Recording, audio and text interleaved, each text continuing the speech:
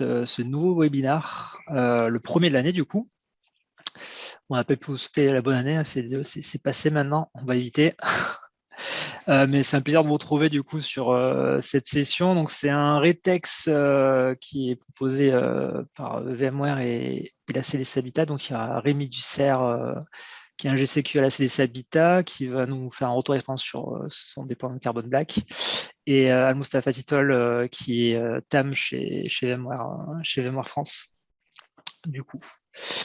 Alors, on va juste, alors il y en a qui ont déjà vu cette presse, mais on va juste refaire un petit point sur le VMUG et qu'est-ce que c'est, parce qu'il y a peut-être des nouveaux qui ne connaissent pas. Donc le VMUG, c'est un groupe communautaire autour des produits de l'écosystème VMware. Donc on a plusieurs entités. Donc il y a le VMUG France, du coup, qui regroupe toute la France. Donc aujourd'hui, on diffuse des informations sur plusieurs canaux. Donc un des plus actifs, donc c'est le Slack. Donc vous retrouvez les adresses là. Le Slack sur lequel aujourd'hui il y a 330 membres. Donc on peut échanger entre nous sur des aspects techniques, sur des produits, sur des sorties. Qui est pas mal actif, qui est beaucoup utilisé en mode entraide. Donc il y a pas mal d'échanges qui sont réalisés sur tous les produits, hein, donc du NSX au vSAN, à Horizon ou du vSphere.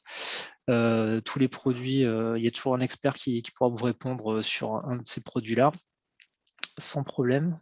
Après, on a le compte Twitter où on va diffuser toute l'activité, tous les nouveaux événements qui sont diffusés sur ce qu'on réalise, qu'on organise durant l'année. Donc, c'est intéressant d'être dessus ce compte-là pour avoir toutes les actualités de la communauté.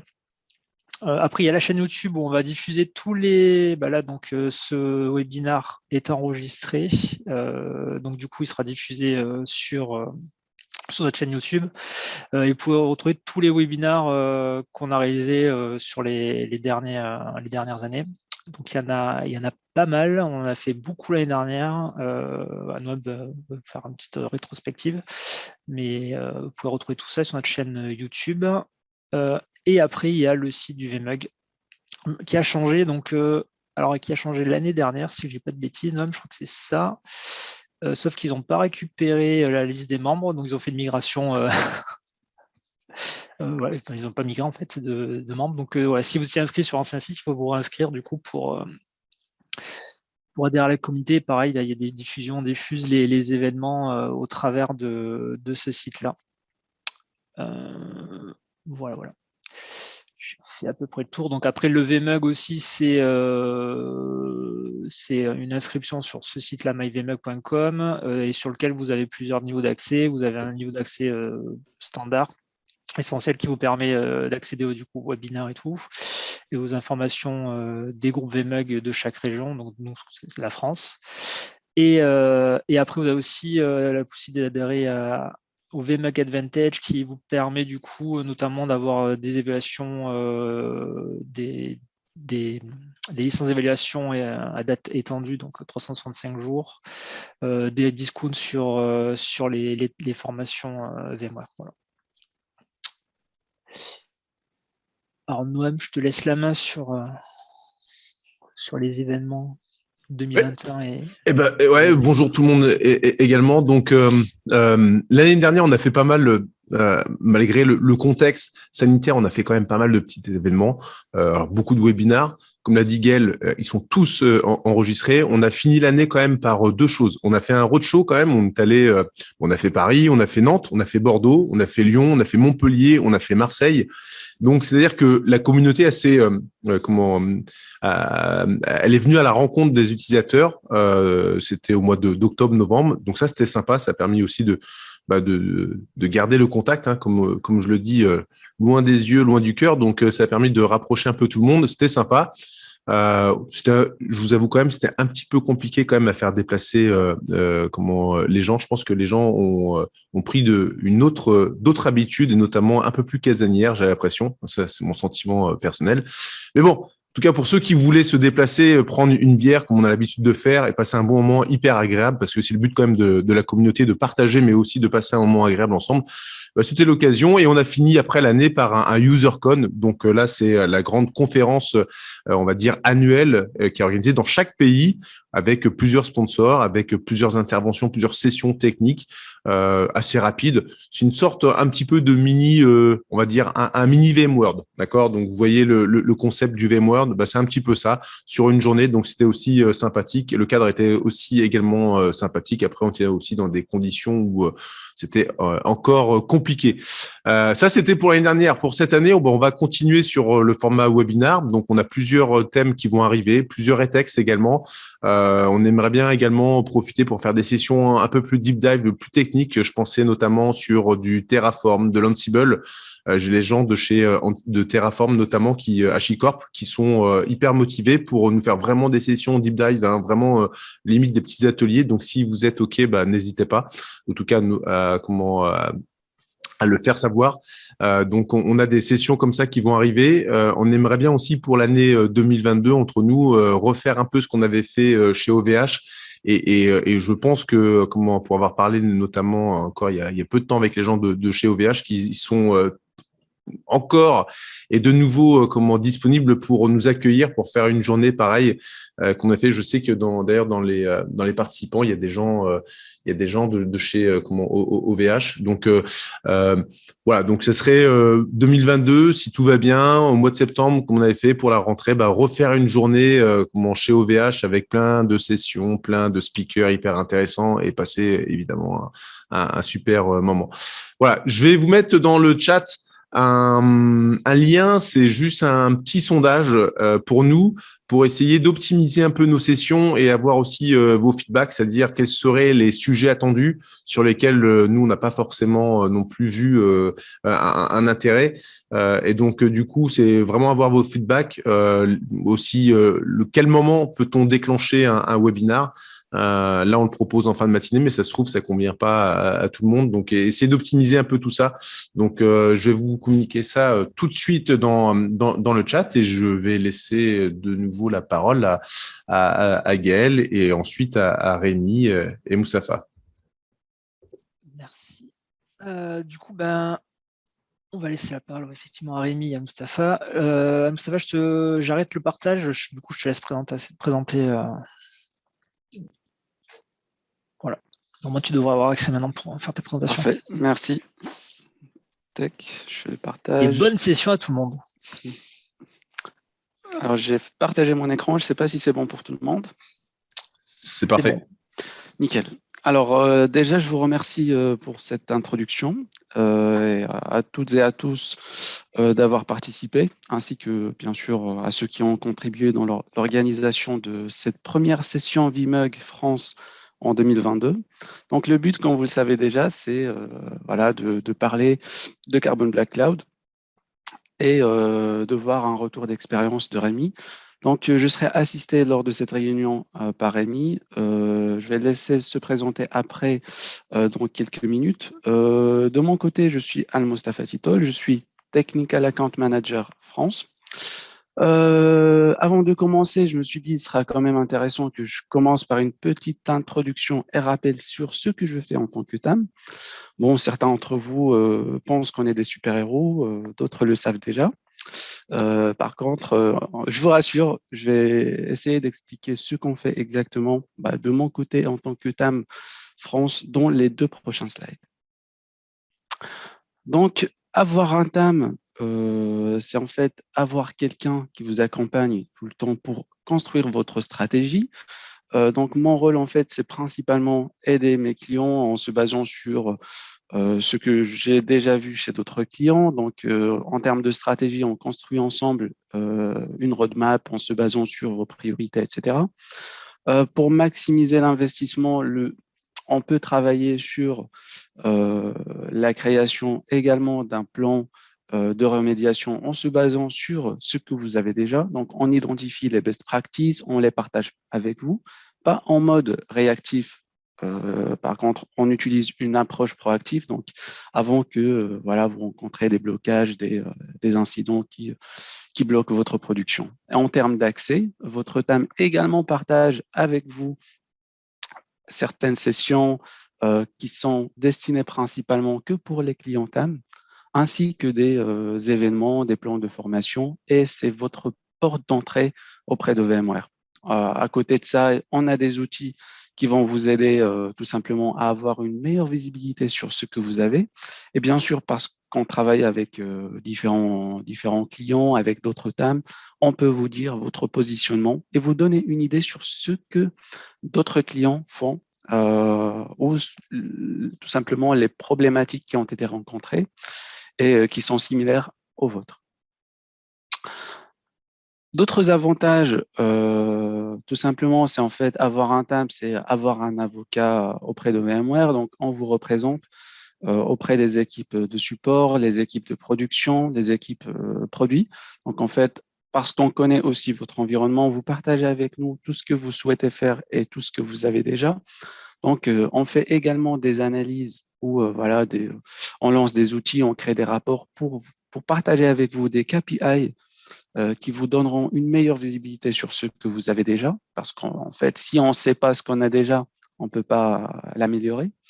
On n'attend pas qu'un problème arrive sur votre contexte. On partage avec vous des bonnes pratiques à appliquer et parfois à ne pas appliquer dans votre contexte. À côté de ça, il y a des plannings qu'on partage afin d'appliquer des fonctionnalités, de mettre en place des solutions, etc.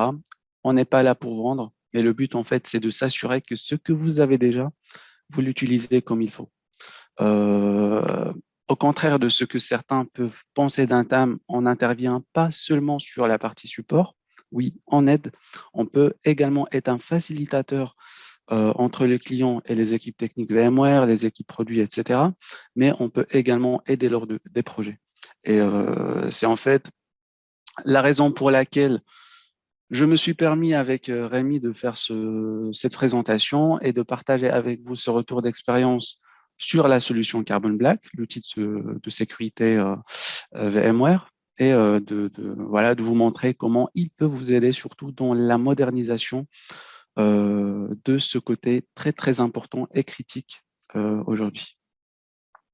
Donc, pour commencer, je vais commencer par quelques problématiques qu'on constate aujourd'hui dans les contextes actuels. Bon, en fait, on essaie de suivre l'évolution IT, donc on bouge vers le cloud, on utilise des services on-premise, on bouge également vers tout ce qui est conteneur. Donc, en fait, il y a plusieurs environnements, plusieurs surfaces qu'il faut protéger. Les solutions de sécurité qu'on a aujourd'hui, ils ne sont pas intégrables avec l'ensemble des produits que vous avez déjà. Donc, peut-être vous aurez des produits qui vous permettent d'avoir une visibilité, une protection sur vos machines, puis vous installez un autre produit de sécurité pour la partie réseau, etc. Donc, en fait, à la fin, vous vous trouvez dans un environnement très complexe à gérer où vous n'avez pas de visibilité et de simplicité surtout pour manager l'ensemble de ces éléments. Donc, VMware a une vision par rapport à ça, afin de simplifier la sécurité d'un environnement IT, le rendre plus simple, plus rapide et plus intelligent. Pourquoi je dis ça? En fait, cette vision qu'on a, parce qu'en fait, il n'y a pas seulement que le produit dont nous allons parler aujourd'hui, mais il y en a d'autres. On va rester quand même attaché au but de la réunion d'aujourd'hui. Donc, le rendre plus simple grâce à ce qu'on offre comme sécurité as a service. Plusieurs points de contrôle qui vous permettent de garder toujours le même niveau d'information, le même niveau de protection à l'ensemble de vos plateformes, soit on-premise, dans le cloud, conteneur, etc. Et plus intelligent parce qu'en fait, on ne va pas utiliser des techniques de sécurité traditionnelles comme un antivirus classique. Si vous l'utilisez encore, c'est vraiment le temps de réfléchir à changer, de passer à autre chose. Surtout que la majorité des attaques aujourd'hui, ils ne se basent pas que sur des vulnérabilités, mais sur des problèmes de configuration en fait. C'est des oublis parfois. Voilà, par exemple, les équipes de développement, ils sont concentrés plus sur le code, pas sur la sécurité. Et à la fin, vous vous trouvez devant des menaces comme ce qu'on a vu avec voilà, le ransomware WannaCry avant, avec récemment Lokaji, etc. Il y en a beaucoup d'autres exemples. Donc, en fait, dans la stratégie de sécurité VMware, on essaie de ne pas se focaliser sur un seul domaine technique, mais plutôt sur l'ensemble des domaines techniques à partir de tout ce qui est IOC, End User Computing. Avec du Horizon, vous pouvez faire un contrôle d'accès à vos environnements. Avec du Workspace ONE et ces différents modules très, très, très intéressants et riches. Sur la partie réseau, on a du SASE VMware, SD-WAN, VeloCloud que vous connaissez sûrement et du NSX. Maintenant, avec du DevSecOps, on a du Tanzu et sur la partie cloud, on a du VMware Cloud, Cloud Health, vSphere. Mais le produit qui nous intéresse aujourd'hui, plutôt la start de cette session, c'est Carbon Black. Donc, Carbon Black, c'est une solution, c'est une société qui a été créée depuis 2002 dans le cadre de l'ouverture de VMware sur la sécurité, sur l'application de cette approche Zero Trust et sur cette stratégie de simplification de sécurité. On vous propose, ou plutôt on a fait l'acquisition de Carbon Black depuis 2019 et on vous propose une sécurité pas pour un seul environnement, mais plutôt en mode XDR pour une plateforme cloud, pour tout ce qui est on-premise, pour tout ce qui est conteneur, etc. Carbon Black possède aujourd'hui différents modules de sécurité. Je vais commencer par quelques-uns qui sont vraiment très intéressants et qui vont répondre à pas mal de vos use cases. Alors, je vais commencer par Next-Gen Antivirus. Donc, Carbon Black, il est certifié aujourd'hui à être le meilleur alternatif d'un antivirus traditionnel.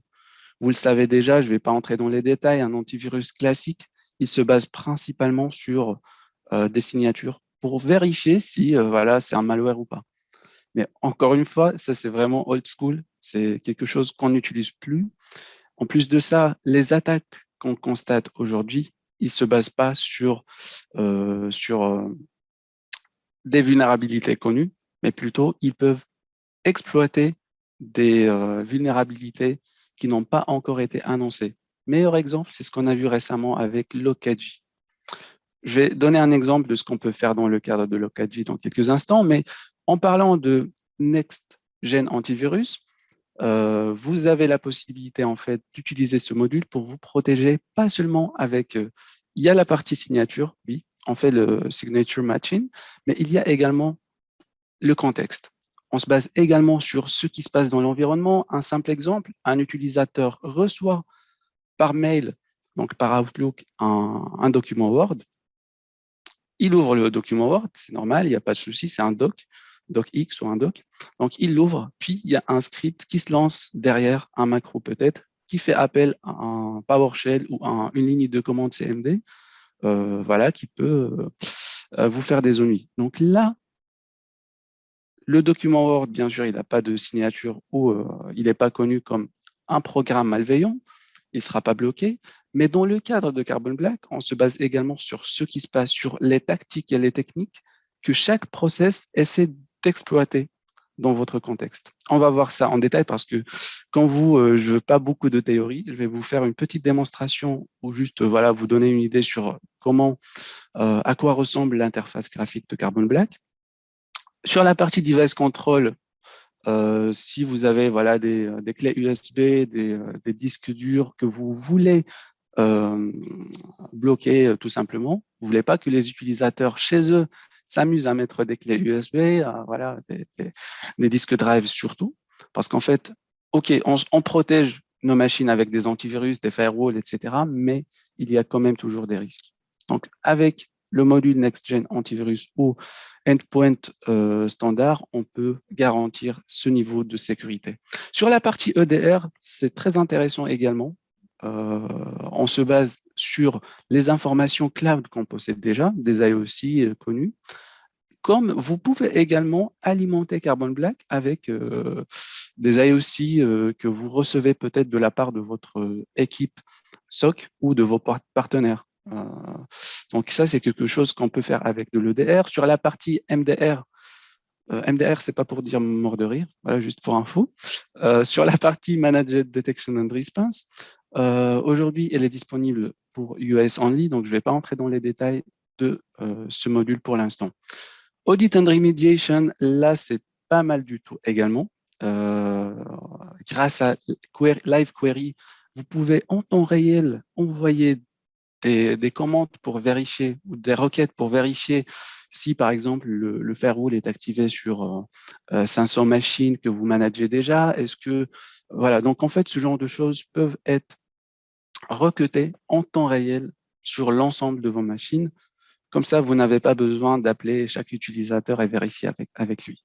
Sur la partie Vulnerability Management, qui est une fonctionnalité très intéressante dans le cadre de tout ce qui est Workload Management. Là, je vais vous donner une idée rapide sur comment ça fonctionne. En fait, c'est vraiment simple. Il y a plusieurs scénarios, mais le plus simple, c'est en fait, sur votre vCenter, par exemple, vous déployez un plugin Workload Protection de Carbon Black. Ce plugin, il va communiquer avec vos machines virtuelles à travers les VM Tools et il va faire le nécessaire. Donc, en fait, c'est une sécurité agentless, c'est pratique. Ça centralise en fait la gestion ou l'activation de la sécurité Carbon Black sur vos machines virtuelles et c'est efficace surtout. Sur la partie Kubernetes ou tout ce qui est conteneur, on vous propose également un module dédié à ça. Il y a également des vidéos qui ont été faites sur... vous les trouverez sur Vimeo France qui ont été faites par Christophe ou par d'autres collègues, Stéphane, par exemple. Et encore une fois, cette solution, elle est disponible en cloud. C'est le but en fait de la session d'aujourd'hui, c'est de faire un focus sur la partie cloud, comme elle est disponible on-premise. Mais je vais rester concentré que sur la partie cloud. Donc, vos devices ou vos plateformes sur du Mac, Windows, Linux, sur du cloud, Azure, Google Cloud, etc., ils peuvent être protégés avec la même solution. Donc, je vous laisse imaginer, en fait, vous aurez une seule plateforme où vous pouvez piloter la sécurité de toute votre plateforme. Récemment, en fait, à cause du Covid, on était tous obligés à travailler à distance et on a remarqué clairement que pas mal de clients, malheureusement, n'étaient pas prêts. Et je connais personnellement des clients qui étaient infectés par des ransomware. Et ces ransomware, en fait, ils ont tout simplement infecté une première machine, puis ça a touché l'autre machine, etc. Sachant que lors de la pandémie du Covid, on a également remarqué que les attaques ont triplé. Pourquoi? Parce que tout simplement, souvent, soit les gens utilisent des antivirus classiques, traditionnels, qui se basent toujours sur des signatures, ou parce que il y a un serveur antivirus dans un data center, il faut monter un VPN, tout le monde se connecte via le VPN. Je vous laisse imaginer le reste. Donc, la sécurité est vraiment réduite. Alors que si on passe sur une solution cloud de ce type-là, on est tranquille, en plus des fonctionnalités, de la simplicité et de l'intelligence de la solution. Ce qui est pas mal également sur le produit, si vous avez déjà un SIEM et vous voulez fournir plus d'informations, plus de détails à vos équipes SOC, à vos équipes sécurité, on peut bien sûr s'interfacer facilement. Il y a des API qui vont vous permettre voilà, d'interfacer Carbon Black et ces événements avec vos solutions SIEM. J'ai mis des exemples de solutions SIEM, mais voilà, faut noter que je ne me limite pas que sur ces solutions. Pour tout ce qui est automatisation via des solutions SOAR, on a également la possibilité de nous interfacer avec du Splunk Phantom, par exemple. Comme ça, vous allez pouvoir automatiser les queries et mettre en place des plans de remédiation. Et enfin, sur la partie sécurité, vous connaissez sûrement des solutions de type Zscaler, Netskope, Lastline ou Proofpoint. Un simple cas d'usage pour ne pas trop imaginer. Par exemple, sur Zscaler, vous avez le module ZPA, Zscaler Private Access, ou chez Netscope, c'est NPA de mémoire. Et en fait, c'est des solutions d'accès à distance. Ce qu'on peut faire avec Carbon Black, par exemple, on peut forcer Zscaler à faire une vérification de posture, par exemple, pour être sûr que cet utilisateur qui essaie de se connecter aux applications à distance, il a une sécurité validée avec Carbon Black sur sa machine. On peut également faire la même chose avec la partie ZIA qui est Internet Access. Donc, on peut utiliser la sandbox de Zscaler pour faire un double check pour vérifier que les IOC ou plutôt les hash qu'on constate ou qu'un utilisateur possède sur sa machine sont connus par Zscaler ou pas. Voilà, juste avant de donner la parole à Rémi, je vais partager avec vous quelques informations qui sont pas mal également sur la solution Carbon Black. Donc là, vous avez cette page du status pour Carbon Black où vous allez voir le statut des différents tenants de Carbon Black Cloud. Vous pouvez voir également l'état de chaque module. Là, en fait, ils sont en vert. Vous pouvez également voir l'historique des incidents si jamais il y a des problèmes qui ont été constatés. De l'autre côté, pour me connecter sur l'instance Carbon Black, bien sûr, on supporte la configuration d'un SSO, ce qui est pas mal. Bien sûr, si vous avez Okta, vous pouvez la configurer pour vous authentifier avec votre IDP SAML. Sinon, si vous ne l'avez pas et vous voulez quand même valider le niveau de sécurité, l'élever au maximum, on peut faire de la double authentification, soit avec du Google Authenticator ou avec du A-Security. Donc voilà, c'est simple à configurer de toute façon. Et surtout, voilà, si vous voulez vous connecter en chinois, je ne suis pas sûr, vous pouvez sans problème. Donc voilà, je me connecte sur cette instance de test. Voilà, je vous laisse voir en fait ce dashboard où vous avez vraiment un panneau sur l'ensemble de votre plateforme en fait. Là, c'est une instance de test où j'ai différents modules. Par exemple, là, je vois que j'ai 6 machines, 6 devices ou 200 actives. Je peux voir également quelles sont les machines qui sont en quarantaine. Juste pour information, ce qui est bien quand on constate, par exemple, qu'on a une machine infectée. Imaginons qu'un poste a été infecté par un ransomware. Ça me rappelle en fait d'un des clients, je ne peux pas citer le nom, mais en fait, il était également infecté par un ransomware. La machine concernée était identifiée, mais malheureusement, il n'y avait pas en fait de contrôle de mise en quarantaine de machines. Et quand je dis mise en quarantaine de Carbon Black, c'est vraiment bien poussé, bien intéressant. En fait, vous isolez la machine du réseau, elle pourra communiquer seulement avec le cloud Carbon Black. Donc, elle ne pourra pas communiquer avec les autres machines. Donc, vous serez protégé et vos autres machines ne seront pas concernées par ce risque exposé sur eux. De l'autre côté, bien sûr, je peux cliquer pour entrer dans le détail et voir quels sont les endpoints, etc. Mais voilà, encore une fois, le but, c'est juste de vous donner une idée sur à quoi ça ressemble. Sur la partie VM Workload, encore une fois, c'est vraiment simple. Si vous avez un vCenter, vous voulez protéger vos machines virtuelles, il y a ce plugin, vous l'activez, vous choisissez sur quelle machine virtuelle vous voulez l'activer. Et ensuite, on voit quels sont les VM protégés où la sécurité est enabled. On peut cliquer et voir le détail. Sinon, vous pouvez voir quelles sont les machines où les VM tools, par exemple, ne sont pas installés, pas supportés, ou où on doit faire, par exemple, une mise à jour des VM tools.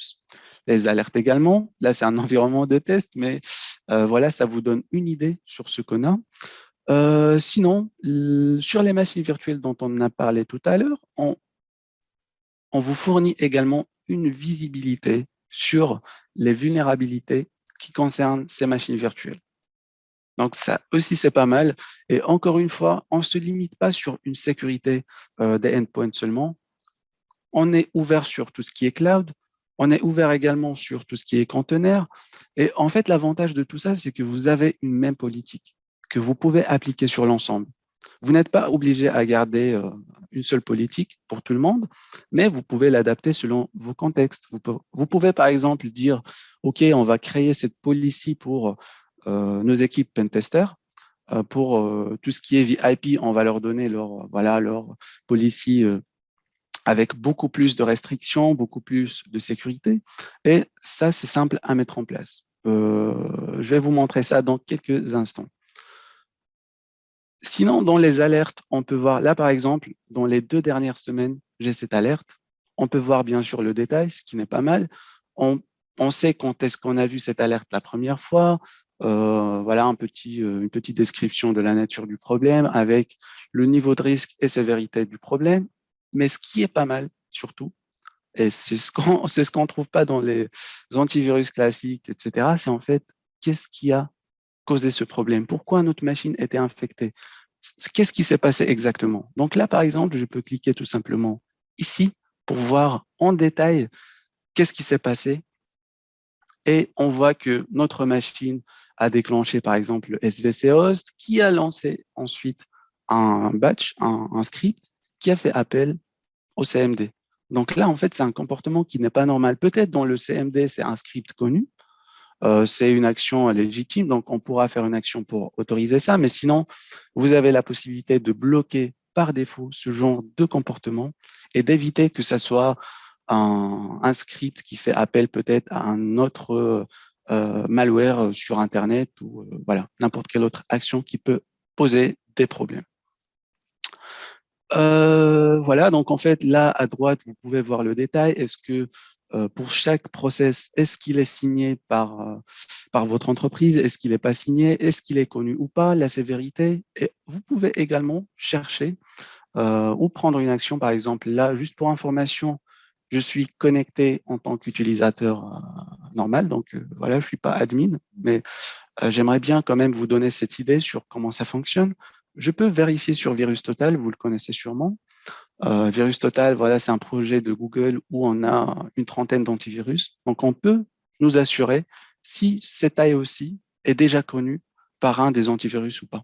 Voilà, on peut faire cette action, on peut whitelister, on peut faire add to ban list également de ce genre de process. Sinon, vous pouvez entrer dans les détails tout en bas et vous allez comprendre mieux ce qui s'est passé sur une alerte spécifique. Donc là, on a vu tout à l'heure alerte. Dans Investigate, en fait, c'est pas forcément des problèmes. C'est pas forcément des problèmes, c'est pas forcément des alertes, des blocages sur des process spécifiques, mais tout ce qui se passe en fait sur un poste, une machine virtuelle ou autre. Ce qui est intéressant dans Investigate, en fait, c'est votre caméra de surveillance. À vous de chercher, par exemple, à titre d'exemple, je peux chercher ici une CVE spécifique. Ça, c'est pas mal. Ça, on l'a fait, par exemple, dans le cadre du Lokaji. Peut-être Rémi va vous parler après de ça. Donc, je ne vais pas spoiler ce qui sera présenté après, mais là, en fait, dans Investigate, je peux utiliser mes filtres pour chercher, par exemple, un process spécifique. Est-ce qu'il a été exécuté sur une machine ou plusieurs machines? Je peux utiliser le username pour chercher tout ce qui se passe sur le poste d'un utilisateur, les tactiques techniques et procedures d'une attaque. Je peux les chercher également. Sinon, vous avez un search guide tout simplement ici, où vous pouvez utiliser, par exemple, ces critères pour faire une recherche tout en haut dans la barre de recherche. Donc là, ce qui est pas mal, c'est en fait, ça vous donne la visibilité, ça vous donne la possibilité de chercher, de comprendre ce qui s'est passé sur une machine à un instant T. Live Query, ça, on l'a dit tout à l'heure, c'est pour audit and remediation. C'est au cas où on souhaite, par exemple, lancer une recherche sur l'ensemble de nos devices et voir est-ce que un firewall est activé partout. On peut voilà, configurer nos rapports ou nos queries comme on veut, selon ce qu'on cherche tout simplement. Et comme son nom l'indique, audit and remediation, ça peut vous aider pour faire des audits sans appeler à chaque fois chaque utilisateur. Dans Inforce, je vais passer rapidement sur cette partie. policy. Donc là, en fait, vous avez déjà des policies par défaut proposées. Vous pouvez, bien sûr, dans permission, ajouter, par exemple, un antivirus pour le bypasser. Vous pouvez utiliser Carbon Black et un autre antivirus, si vous souhaitez, bien sûr, selon votre contexte ou pour renforcer encore plus votre sécurité. Dans Blocking and Isolation, je vais vous donner un exemple de politique réellement appliquée. Tout ce qui est non-malware, qui est en train de tourner ou qui vient de démarrer, il sera en terminate process. En terminate process, ça veut dire, voilà, on arrête carrément ce process, on bloque cette opération. Ça, c'est tout ce qui est connu. Les applications que nous avons bannies par notre entreprise, parce que vous avez la possibilité d'ajouter aussi des certificats, vous pouvez ajouter également des DH, des process à bloquer. Donc, vous pouvez les ajouter tout simplement dans réputation. Et ensuite, cette règle va arrêter l'ensemble des process si Carbon Black constate que ce process est en train de tourner. Ce qui est pas mal également, vous pouvez créer une autre règle. Ça, c'est par défaut, vous le trouverez. Si on trouve, cette règle, elle est intéressante parce qu'en fait, si on trouve qu'il y a un process qui fait un comportement de ransomware ou similaire à un ransomware, on termine ce process. Voilà, on arrête. Il y a pas mal de techniques pour constater comment, est-ce que c'est un ransomware, est-ce que c'est un comportement de ransomware. Il y a pas mal de techniques et parmi les techniques qu'on utilise sur Carbon Black, c'est ce qu'on appelle des canary files. Voilà, c'est des fichiers qu'on met dans le racine de Windows, c'est avec différentes extensions, doc, XLSX, etc. Et si un process essaie de modifier ces documents, ces fichiers, on va quand même se poser la question. Donc, Carbon Black va se dire, attends, il y a un problème, je vais mettre fin à ce process. Donc ça, c'est un exemple des process ou des techniques utilisées pour détecter ou pour bloquer des malwares. On peut entrer un peu plus dans les détails, mais par défaut, ça, c'est une policy voilà, conseillée. On peut, par exemple, se dire, si cette application qui est PowerShell essaie de communiquer via le réseau, est-ce que c'est normal? Donc, on va mettre fin à cette opération. Voilà, donc ça, c'est une policy par défaut qui est plus intelligente qu'un antivirus classique qui se base encore une fois que sur les signatures. Mais en parlant des signatures, on peut bien sûr faire également des scans en local de vos machines. On peut également configurer la fréquence, etc. Je ne vais pas entrer dans plus de détails, mais là, vous avez une idée sur ce qu'on peut faire, à quoi ça ressemble, l'interface Carbon Black, ce qu'on peut faire également. Et juste pour finir, sur la partie vulnérabilité des machines virtuelles, ça on l'a vu tout à l'heure, vous avez en fait l'ensemble de vos VM et les vulnérabilités qui les concernent. Vous pouvez les trier par tout ce qui est critique, etc. Et ensuite, planifier l'action à faire pour remédier le problème. Sinon, dans l'inventaire, en fait, vous avez les endpoints. Il y a une fonctionnalité, je ne vais pas la détailler ici, mais si vous êtes intéressé, on peut planifier une autre session VMUG pour entrer dans les détails. Pour l'instant, là, en fait, dans cette démonstration, le but, c'est de vous montrer à quoi ça ressemble. Dans cet inventaire des endpoints, vous pouvez sélectionner un groupe de machines, par exemple par OS, et vous pouvez faire un upgrade de version du capteur. Le capteur, c'est tout simplement le sensor ou l'application Carbon Black qu'on installe sur votre machine. Et juste pour information, pour résumer en fait l'ensemble de ça, pour utiliser Carbon Black Cloud, il y a deux composants principalement. Vous avez le capteur que vous déployez sur vos postes. C'est facile en fait à mettre en place. Soit vous utilisez une GPO, une installation manuelle. On peut également inviter l'utilisateur depuis ici. Ou si vous utilisez une solution NDM, c'est également possible à faire ça. Ensuite, une fois que c'est déployé, on peut dire à Carbon Black, on crée une règle pour attribuer une policy à l'endpoint. Si par exemple le poste utilisateur fait partie d'un groupe Active Directory, on va l'appeler marketing par exemple, on va l'assigner à la policy marketing. Ou bien, ça dépend de ce que vous souhaitez mettre en place dans votre contexte, une seule politique peut-être, qui sera appliquée pour tous les utilisateurs, n'importe où ils sont, n'importe quand et sur n'importe quelle plateforme. Donc voilà, je vais finir par ça. On n'a pas entré dans les détails, mais encore une fois, si vous êtes intéressé pour voir en deep dive ce qu'on fait, n'hésitez pas à revenir vers nous. Ensuite, on peut planifier d'autres sessions pour rentrer dans plus de détails. Là, je vais laisser la parole à Rémi, mais avant, je vais remettre le partage d'écran. Tac.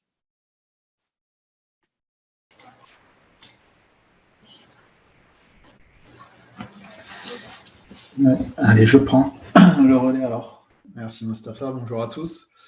Rémi Dussert, je suis ingénieur sécurité au sein des équipes infrastructure de CDC Habitat.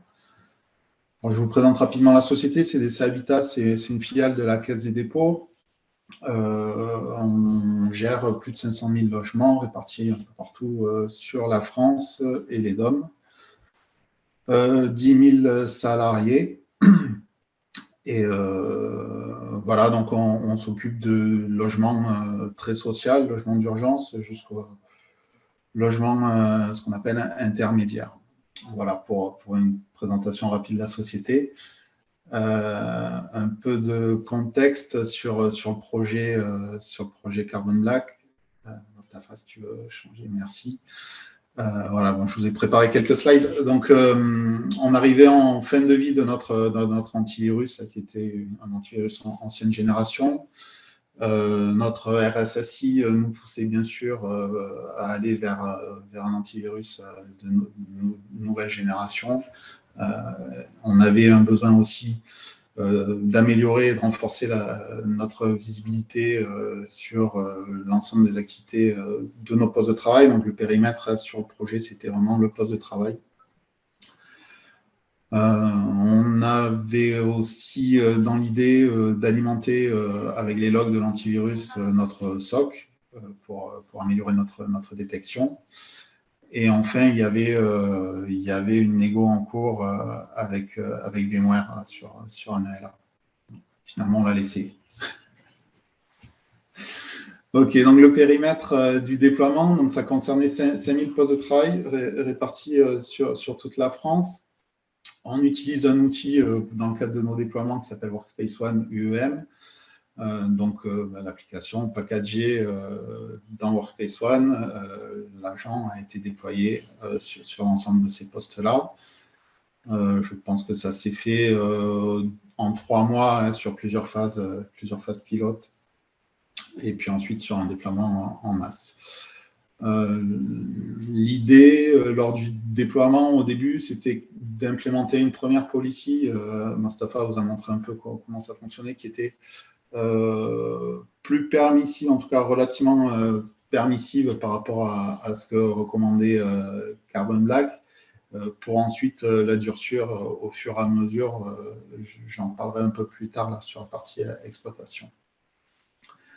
La difficulté aussi, bien sûr, c'était la montée en compétences des équipes. Enfin, difficulté, en tout cas, c'est quelque chose qu'il faut prendre en compte lors du déploiement d'un antivirus nouvelle génération, je pense. La façon de l'utiliser, vous avez bien vu, Mustapha vous l'a montré, il y a la partie requête qui se met en place, investigation. Qui nécessite un peu plus d'apprentissage que sur un antivirus classique ancienne génération. On a rencontré deux principales difficultés lors du déploiement. Le REX, ça fait partie aussi de partager ces difficultés-là. C'était lié, la première, à une GPO que l'on avait implémentée sur nos postes, qui générait des lenteurs après déploiement du sensor. Donc, c'est problème de communication en fait entre l'OS et le sensor, on va dire, qui a nécessité du troubleshooting, et pour cela on a été accompagné par les équipes Carbon Black. C'était appréciable d'être accompagné sur le sujet. C'était un sujet qui nous a pris un peu de temps. Et enfin, il y a certaines applis qui sont développées en interne, alors forcément que Carbon Black ne connaît pas, qui remontent dans les tablettes et donc du coup il faut apprendre à aller valider manuellement certaines applications qui auraient pu être bloquées par l'outil. Donc ça se fait plutôt en phase, dans les premières phases de pilote qui remontent avant un déploiement en masse du sensor. Au niveau exploitation de la solution, alors je vous ai fait quelques captures d'écran. Je n'ai pas la possibilité de partager la console, mais voilà. Alors, ce qui m'a semblé important à partager avec vous, c'est le fait que, alors, on bénéficie de la CERT, de la Caisse des dépôts. Donc, c'est quelque chose qui sont des inputs importants pour nous et qui nous communiquent notamment certains IOC. Carbon Black nous permet d'aller banlister ces IOC qui sont communiqués. Donc, bien sûr, ça permet d'améliorer notre sécurité. Et on verra peut-être tout à l'heure, où Mostafa vous a montré aussi qu'on est en capacité d'aller rechercher via la partie investigation si ces haches de fichiers sont connues ou ont déjà été vues sur nos postes clients. Donc là, vraiment, c'est quelque chose qui nous sert régulièrement, surtout dans ces temps compliqués pour la sécurité. Les IOC, on en reçoit régulièrement. Je voulais aussi partager avec vous l'intégration que permet Carbon Black avec Workspace ONE. Pour la partie reporting, alors ça, effectivement, ça plaît surtout à notre RSSI, mais voilà, c'est un sujet qui est intéressant aussi. Ça permet d'agréger l'ensemble des données de Carbon Black venant de l'ensemble de nos endpoints vers Workspace ONE Intelligence et donc de faire du requêtage ou de la remédiation potentiellement aussi automatisée. Ensuite, sur Log4j dont parlait Mostafa, effectivement, c'est un sujet qui nous a, je pense, tous touchés en fin d'année et peut-être qui continue à nous occuper. Donc, en fait, il y a l'équipe Totin de Carbon Black qui publie régulièrement des rapports sur les différentes menaces de sécurité. Alors ça, on y a accès au travers de la console. On peut aussi s'abonner à ces publications-là. Et donc, l'intérêt, c'est qu'ils nous livrent des requêtes déjà toutes prêtes pour pouvoir aller voir sur notre console si on a ces menaces qui ont été vues. Donc, il y a la partie rapport qui est intéressante, bien sûr, mais en plus, il y a les requêtes qui sont déjà préformalisées. Il n'y a plus qu'à cliquer sur le bouton. Donc, pour, je sais pas, l'exemple Log4Shell, on avait de la doc pour savoir comment faire la recherche sur une CVE bien spécifique, ou pour Rook, il suffit de cliquer sur Search for Threat et on a un résultat de la détection de ce ransomware spécifique sur notre parc. Donc là, c'est quelque chose qui est très utilisé par les équipes exploit. C'est allé un peu trop vite, il y avait un second sujet, mais comme je ne l'ai pas en tête, voilà. Et oui, voilà, c'était des investigations effectivement qui étaient en dessous. J'ai utilisé pas plus tard qu'hier soir aussi, suite à une alerte de notre SOC. Voilà, j'ai dû faire quelques recherches. Alors là, l'exemple, il montre une action du sensor qui en terminate sur un device ID bien particulière. Donc, on ne voulait pas avoir cette appli. Du coup, cet exe-là a été rajouté dans les ban lists. Donc, dès qu'il est vu, il est killé. Et hier, à titre d'exemple, j'ai pu faire une recherche sur une machine qui communiquait vers une IP publique spécifique sur des ports bien particuliers. Donc, la partie investigation, elle est vraiment assez poussée. On peut faire pas mal de choses. Voilà, sur la partie investigation, Mostafa, merci. Et puis la suite à venir pour nous, Mostafa l'a évoqué, donc il y a certaines API qui permettent de faire communiquer Carbon Black avec des proxys, des éditeurs bien connus, pareil sur les passerelles de protection mail. Donc ça, c'est ce qui va venir cette année pour nous.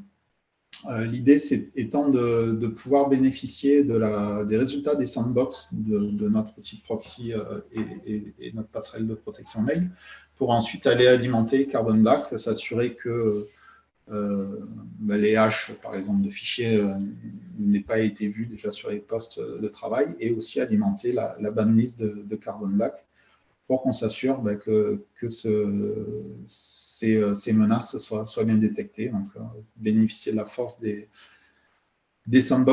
ces sandbox-là pour aller alimenter Carbon Black. Et enfin, mais j'en parlais déjà aussi au début, durcir notre politique de sécurité, donc les stratégies qui sont implémentées dans Carbon Black. On a des recommandations qui nous ont été faites par les équipes TOTIN de Carbon Black. Alors, il y a 3 niveaux, Best, Beta et la TOTIN qui bloque à peu près tout. Donc, je vous ai mis à titre d'exemple ce que ça pouvait générer. Donc, l'avantage que l'on a sur ces règles-là, c'est que règle par règle, on peut aller la tester sur notre environnement et ça nous indique combien potentiellement d'événements ça générerait sur notre parc de machines. Donc là, vous pouvez voir sur la capture d'écran de droite que cette règle-là générait énormément d'événements et donc de blocages. Donc derrière, le travail qui est mené, c'est qu'est-ce que c'est, pourquoi ça réagit comme ça, comment est-ce qu'on peut faire en sorte d'appliquer la règle sans générer de dysfonctionnement sur nos postes de travail et d'incidents. Voilà, donc il y a ce travail-là qui est mené petit à petit et qui demande un peu d'investigation et puis de travail sur notre parc. Voilà, donc petit à petit, on durcit de plus en plus cette policy avec bien sûr des passages en prod qui se font au fur et à mesure en s'assurant qu'on n'ait pas d'impact potentiel sur nos postes de travail. Je crois que c'est le dernier slide. Donc, voilà ce que j'avais à partager avec vous. Merci de m'avoir écouté. Et puis, merci beaucoup, Rémi. Merci beaucoup pour ce partage. J'ajoute seulement que, en fait, lors de ce projet où Rémi a assisté, il était vraiment très réactif, surtout en termes de recherche. Je vois très bien à chaque fois des questions, des propositions, des idées. Donc ça, c'est parfait. Parce que bien sûr, à un autre niveau, si vous partagez avec nous vos retours, vos questions, et bien sûr, parce que ça aussi, c'est mon rôle, c'est aussi de faire l'intermédiaire avec les équipes produits, vérifier si ça, on l'a dans la roadmap, proposer des choses ou des solutions. Et encore une fois, je te remercie, Rémi. Et juste pour finir les quelques minutes qui restent, en fait, ce qui est bien et pas mal avec la solution Carbon Black, en fait, si vous avez cette vision d'aller vers un environnement zéro trust, appliquer de la sécurité intrinsèque, comme on l'appelle chez VMware, la première étape, en fait, c'est déjà avoir de la visibilité, homogénéiser l'ensemble des solutions. Ce qu'on peut faire avec Carbon Black, je ne l'ai pas indiqué encore une fois parce qu'on peut passer vraiment beaucoup plus de temps pour parler des use cases en détail, mais par exemple, on peut, comme l'a dit Rémi, interfacer Workspace ONE avec Carbon Black. On peut également l'interfacer avec du NSX. Oui, ça c'est possible également. On peut le faire avec du vCenter. Donc en fait, on ne se limite pas que sur de la protection d'une machine. Donc vous pouvez le faire et vous aurez un simple dashboard, mais surtout, parce que peut-être vous allez poser la question, qui va gérer ça? En fait, on a la possibilité de créer des règles granulaires. Donc, en fait, vous pouvez, par exemple, dire pour la partie workload, on va créer un rôle pour l'équipe système qui gère cette partie. Pour tout ce qui est endpoint computing ou tout ce qui est machine utilisateur, on peut leur créer une règle spécifique. Il y a beaucoup d'autres fonctionnalités qui sont très intéressantes. Encore une fois, s'il y a un module spécifique ou des use cases spécifiques qui vous intéressent, n'hésitez pas à revenir vers moi ou poser la question. Ensuite, on reviendra sur ce sujet. Super, merci Mostafa, merci Rémi. Il nous reste quelques minutes, il faut en profiter, poser des questions, surtout auprès de de Rémi. Hein, il utilise au day-to-day la solution. Donc, n'hésitez pas, ouvrez vos micros.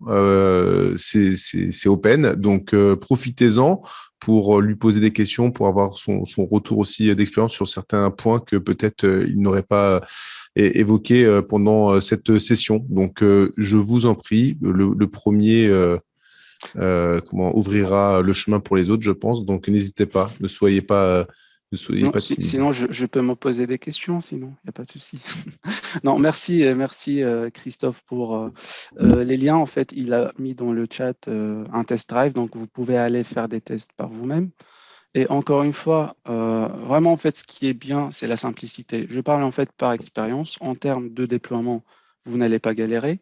Peut-être il y aura des difficultés, mais encore une fois, si vous avez déjà un thème, ça ne va pas être compliqué. Sinon, les équipes support, ils sont toujours là. Et voilà, n'hésitez pas à revenir vers nous. Et si besoin, on va refaire d'autres sessions sur le sujet. Allez, pas de questions. Alexis, allez, je te désigne comme ça. T'as pas une question qui te vient là? Tu voudrais pas poser une question?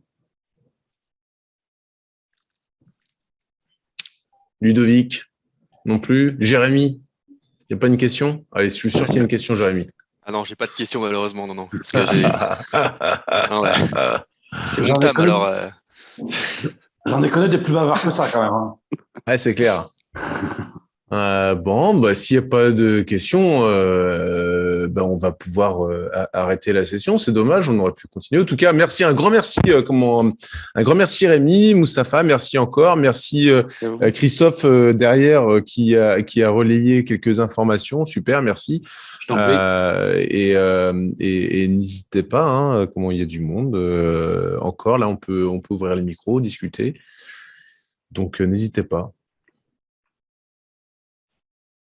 Je vais arrêter l'enregistrement.